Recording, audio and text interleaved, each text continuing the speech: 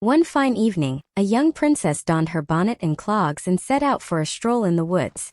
As she wandered, she came upon a cool spring of water with a single rose blooming at its center. She sat down to rest, idly tossing her favorite golden ball into the air and catching it as it fell. After some time, she threw the ball so high that she missed it as it came down. The ball bounced away, rolling along the ground before plunging into the deep spring. The princess peered into the water, but the depths were too great for her to see the bottom. She began to weep. Alas! If only I could retrieve my ball, I would give up all my fine clothes, my jewels, and everything I possess. As she lamented, a frog emerged from the water. "Princess, why do you weep so bitterly?" he asked. "Alas," she said, "my golden ball has fallen into the spring, and I cannot retrieve it." "I do not desire your pearls, jewels, or fine clothes," the frog replied. "But if you will love me, allow me to live with you, eat from your golden plate, and sleep upon your bed. I will fetch your ball." The princess thought to herself, "What nonsense this silly frog speaks. He will never leave the spring, though he may retrieve my ball." So she promised him what he asked. The frog dove deep into the water and soon resurfaced with the golden ball in his mouth, tossing it onto the edge of the spring. Overjoyed, the princess snatched it up and ran home without a second thought for the frog. "Wait, princess. Take me with you as you promised," he called after her, but she did not stop. The next day, as the princess sat down to dine, she heard a strange noise, tap, tap, plash, plash, echoing up the marble staircase. Soon there came a gentle knock at the door, and a small voice sang, "Open the door, my princess dear. Open the door to thy true love here.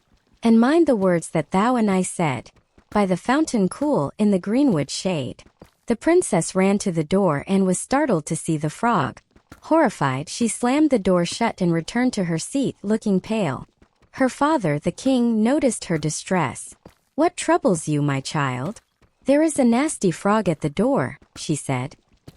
"He retrieved my ball from the spring, and I foolishly promised he could live with me, thinking he could never leave the water. But now he is here demanding entry." The frog knocked again and repeated his song. The king looked at his daughter. "A promise must be kept.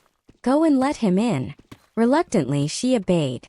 The frog hopped into the room, crossing the floor with tap, tap, plash, plash until he reached her chair. "Lift me up beside you," he said. Disgusted but obedient, she did so. "Now move your plate closer so I may eat from it," he continued. Though she was reluctant, she complied. After his meal, the frog declared, "Now I am tired. Carry me upstairs and lay me on your pillow." The princess shuddered at the thought but obeyed, placing the frog upon her pillow, where he slept all night. The next morning he hopped away, and the princess sighed in relief, thinking she was rid of him. But that night, the same tapping and knocking came at her door. Again he repeated his song, and once more, the king commanded her to keep her word. On the third night, when the princess awoke, she found that the frog had vanished. Instead, standing at the foot of her bed, was a handsome prince with the most beautiful eyes she had ever seen. "Dear princess," he said, "I was enchanted by a wicked fairy who turned me into a frog. I was fated to remain so until a princess took me from the spring, let me eat from her plate, and allowed me to sleep upon her bed for 3 nights. You have broken the spell. Now I ask you to come with me to my father's kingdom, where I will marry you and love you forever." The princess gladly accepted. As they spoke, a magnificent coach arrived, drawn by 8 splendid horses adorned with golden harnesses and plumed feathers. Behind the carriage rode the prince's loyal servant, faithful Heinrich, who had mourned his master's misfortune so deeply that 3 iron bands had been placed around his heart to keep it from breaking. The prince and princess took leave of the king and set out for the prince's kingdom. As they traveled, a loud cracking sound echoed through the air. The prince turned to his servant. "Heinrich, is the carriage breaking?" "No, my lord," Heinrich replied. "It is the band around my heart, which was bound with sorrow, but now breaks with joy." Twice more the sound was heard, until all 3 bands had snapped. The prince and princess arrived at his kingdom, where they lived happily ever after.